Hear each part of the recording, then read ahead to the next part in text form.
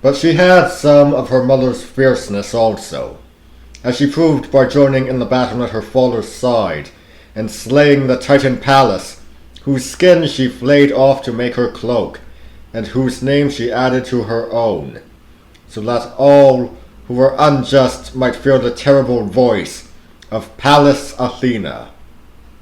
She could be jealous too, as she proved when the mortal maiden Arachne boasted that her skill in weaving was greater than Athena's, for, not content with proving her superiority by a contest, Athena turned the foolish girl into a spider to weave cobwebs and useless gossamer.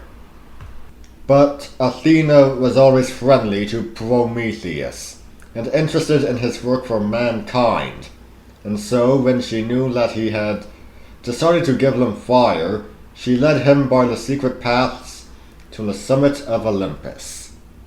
As day drew to an end, Helios drove up in his shining chariot, and Prometheus, hiding by the gateway, needed but to stretch out his fennel stalk and touch the golden wheel.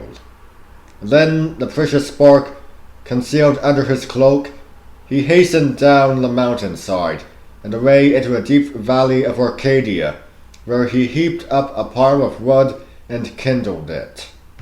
The first people upon earth to see the wonderful new gift of fire were the wild satyrs who dwelt in the lonely valleys. Slowly and shyly they gathered round the edge of the glade in which Prometheus had lighted the first campfire, and gradually they drew nearer and nearer. "Oh, the lovely thing!" they cried as they felt the warmth. "How beautifully it dances! How warm and gentle and comforting this new creature is!" "Oh, how I love it!" cried Silenus. "It shall be mine! Mine! See, I will kiss the lovely creature to prove it!" With that, he knelt down and tried to kiss the tallest and brightest tongue of flame.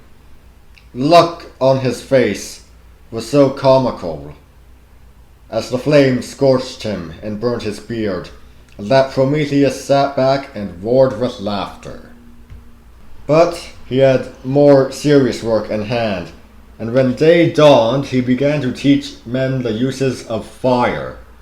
He showed them how to cook meat and bake bread, how to make bronze and smelt iron, how to hammer the hot metals into swords and plowshares, and all the other cunning crafts of the smith and the metal worker.